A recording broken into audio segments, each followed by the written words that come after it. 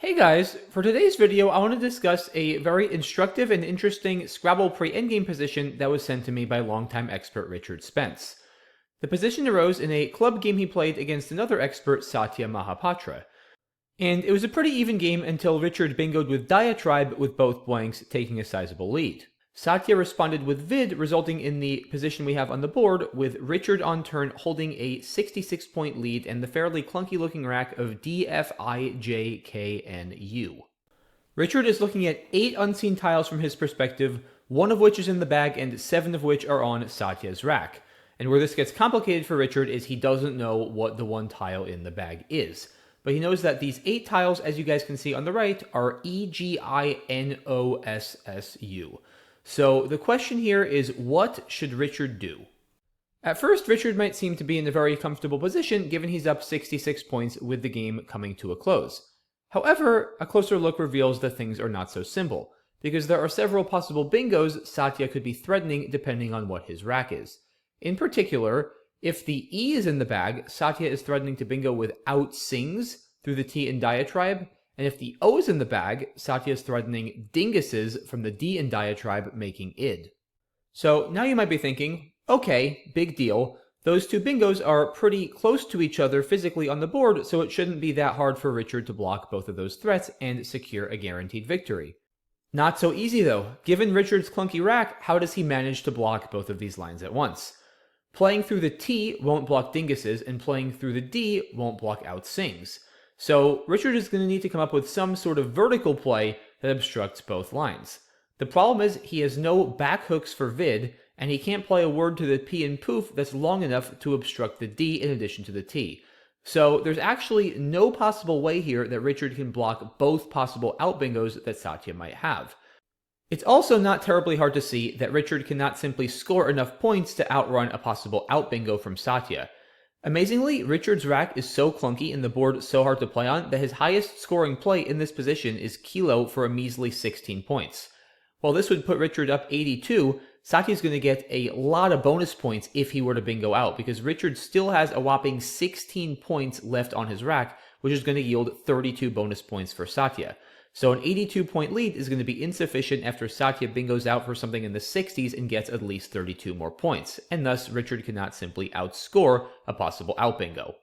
So it seems that Richard's in a bit of a pickle here and is not going to be able to guarantee himself a win, because like we just saw, he can't outscore Satya's possible out bingos, and he's not going to be able to block both of them at the same time. So what should he do? Should he just pick one of the 2 lines to block and hope that Satya doesn't happen to have the out bingo that plays in the other line? A play like Jut to the T in Diatribe is going to win 7 out of 8 times, losing only in the 1 out of 8 scenario when Richard draws the O and Satya bingos out with dinguses. It's worth mentioning that yes, this play does give Satya big J plays on the A column, but Richard's up so many points he can easily outrun a 40-point J play, he just can't outrun a bingo. So Jut would win 7 out of 8 times. Richard could also try blocking dinguses with a play like Dink from the blank D in Diatribe. But this is still going to allow out sings if Richard draws the E, and to make matters worse, this actually allows 7s for Satya. Specifically, if Richard draws one of the 2 S's, Satya can bingo out with Igneous, making KI on the 4 row. So this is even worse than Jut winning less than 7 out of 8 times for Richard.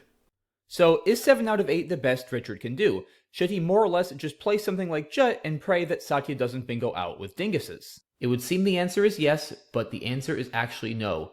Richard has a single play here that guarantees himself the win with 8 out of 8 draws. And it's actually not a play at all. In this position, Richard passed his turn. And this is a brilliant play by Richard. It turns out that passing is indeed Richard's only guaranteed win. But why? Why would Richard pass? Well, the idea is that, as we saw, if Richard empties the bag, then Satya is going to be able to possibly bingo out and win the game on the spot. If Richard passes, then he leaves a tile in the bag. So that way, if Satya bingos, then the game isn't going to end, and Richard is going to have another turn, which he can use to score and offload some of his high-scoring tiles.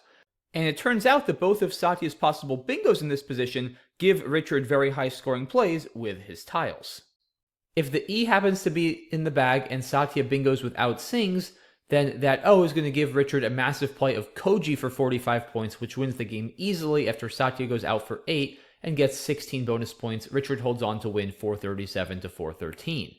If instead Richard draws the O and Satya bingos with dinguses, then that's going to yield a 42-point counterplay for Richard of Dusk through the triple word score on top. And while Richard will still have FIJN yielding Satya 28 bonus points, he's going to manage to hold on. Satya goes out for 8, and Richard ends up winning by 9, 434 to 425 when all is said and done. This doesn't completely prove, though, that Richard wins 100% of the time after passing, because there's still the possibility that Satya plays off one tile and then draws an out bingo that Richard is unable to block.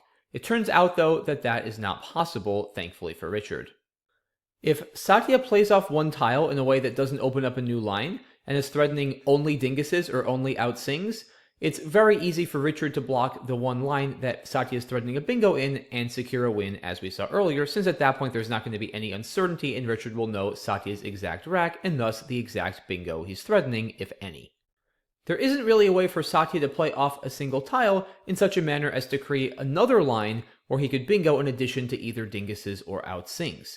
There's really only one such possibility to even look at, and that's Satya dropping his E at the end of vid to make Vide for 8 points. This threatens sousing on a double-double, making ES in addition to outsings. But now Richard is able to easily block both of these threats with a play like Jedi through this E, which is going to win the game easily. One other possibility is Satya could place his S at the end of vid to make vids, possibly drawing into Igneous, which would play either above the S making is or below the S making C. But again, it's very easy for Richard to block both of these. One of many such ways would be Ink for 18 points, winning the game easily. So we've now established that if Richard passes, he can't lose to an immediate bingo, and he also can't lose to a fish that creates an unblockable bingo. There's one other remote possibility that Richard noted when he sent me this position. He could actually end up J-stuck, as he currently only has 2 spots for his J and they're right next to each other. Jut to the T in diatribe, and Jerd through the R in the same word.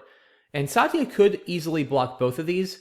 Now, I'm not going to go through all of the possible J-stick endgames because they're very complicated and I don't want this video to be needlessly long, but I'll leave it as an exercise to you guys to show that Richard has more than enough of a lead to withstand the J-stick.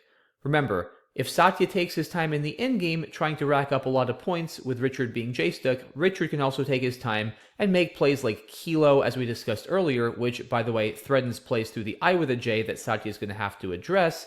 And again, I'll leave it to you guys to show, it's not that hard to see, that Richard will comfortably be able to withstand a J-stick in all of those lines given the size of his lead and his ability to score elsewhere on the board with tiles other than his J.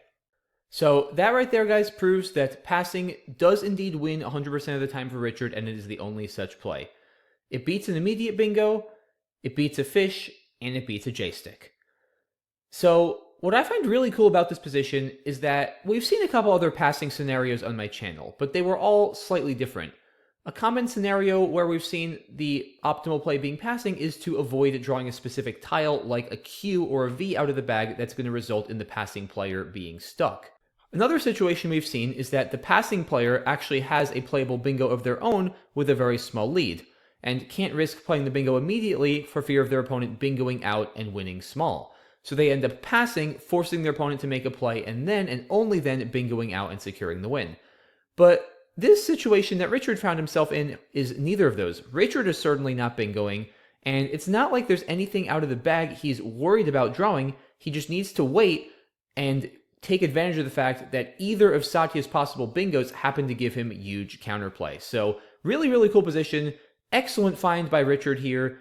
Shout out to him for sending me this position to use in one of my YouTube videos. Really appreciate it. If any of you guys have any similarly interesting or complicated pre-endgame positions you'd like me to look at and possibly analyze, feel free to email them and send them my way. I always love looking at these. Thanks so much to you guys for watching. Please consider subscribing to my channel if you haven't already. I would really appreciate it. Have a great rest of your day, and I'll see you all soon for the next video. Bye-bye.